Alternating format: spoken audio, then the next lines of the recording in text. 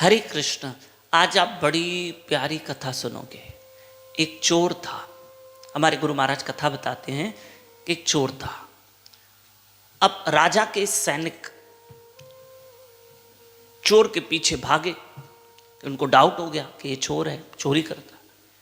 चोर एक जगह छुपने के लिए ढूंढ रहा था जगह, और एक जगह कथा चल रही थी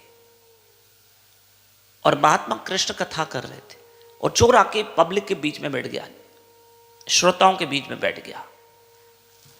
उस वक्त महात्मा श्री कृष्ण की महिमा गा रहे थे कि एक वृंदावन में सुंदर सा बालक है जिसका नाम कृष्ण है। कोई उसे गोविंद कहता है, कोई उसे गोपाल से पुकारता है। चोर सुन रहा है, लेकिन चोर का मन नहीं लग रहा। चोर को तो वहां से थोड़ी देर में भागना था, वो तो छुपने के लिए बैठा था। वो बालक बड़ा सुंदर है, गुंगराले बाल हैं उसके, गुंगराले लटे लटक रही है। चोर का मन नहीं लग रहा। चोर ने मन में सोचा, बस यहां से उठूं और जाऊं। चोर का मन कथा में नहीं था, सुन रहा था। उस बालक के माता पिता का नाम नंद बाबा और यशोदा हैं। वो बालक ब्रज वृंदावन में रहता है, लेकिन चोर का मन नहीं है, जरा भी नहीं। उसकी कमल की पंखड़ियों जैसे नेत्र, बिंब फल जैसे होंठ, लाल लाल पीला पीतांबर धारण करके हाथ में वंशी बजा रहा है, सर पे मोर मुकुट है। चोर का मन लगे नहीं। जब महात्मा ने कहा कि उसके पैरों में सोने की पायल है, ओह, चोर के कान खड़े हो गए कि 3 वर्ष का बालक सोने की पायल, हाथों में सोने के कंगन, सर पे मोर मुकुट सोने का, हाथ में सोने की बंसी, गले में कौस्तुभ मणि, इतना सारा आभूषण उस बालक ने धारण किए हैं। चोर के तो कान खड़े हो गए। उसकी तो लार टपकने लगी कि 3 वर्ष को इतना बालक को इतना गोल्ड पहना हुआ है, भागो, पकड़ूंगा इस बालक को, सारा लूट लूंगा उसको। श्री राधे सुन। जैसे कथा विराम हुई, चोर ने कहा, महाराज बताओ वो बालक कहाँ रहता है?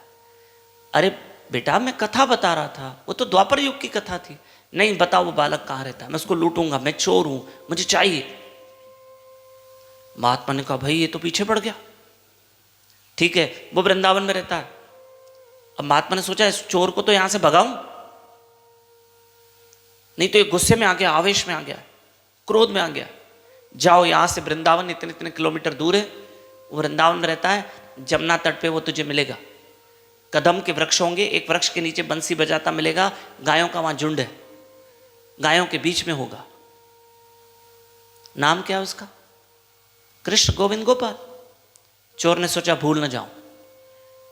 चोर पूरी देर रटते हुए गया, कृष्ण गोविंद गोपाल, कृष्ण गोविंद गोपाल, कृष्ण गोविंद गोपाल। 7 दिन उसको वृंदावन पहुंचने में लगे। भूखा प्यासा कृष्ण गोविंद गोपाल, इतना नाम जपा कि उस चोर के सारे पाप नष्ट हो गए। वृंदावन पहुंचा। जिसके सारे पाप नष्ट होंगे तो उसको तो भगवान मिलेगा। वो यमुना तट पे पहुंचा। बराबर एक कदम के वृक्ष के नीचे हजारों गाय खड़ी थी। वो दौड़ कर गया और उसको कृष्ण दिखे, मोर मुकुटधारी श्री कृष्ण बंसी बजाते दिखे। वो कृष्ण के चरणों में गिर गया, वो कृष्ण का ध्यान करने लगा, वो फूट फूट के रोने लगा। उसका मन पिघल गया, उसका मन साफ हो गया था। इतने नाम में शक्ति है, नाम की शक्ति बता रहा हूँ, नाम से ही मन साफ होता है। चोर का मन साफ हो गया। जब कृष्ण ने नेत्र खोले तो चोर से पूछा, मुझे लूटने आयो, मुझे लूटो?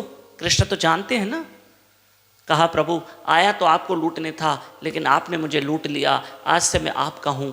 और वो कृष्ण के चरणों में गिर गया। वहीं आत्मा निकली, श्री कृष्ण में समा गई। यह है नाम का प्रताप। जपते रहो हरे कृष्ण कृष्ण कृष्ण हरे हरे, हरे राम राम राम हरे हरे।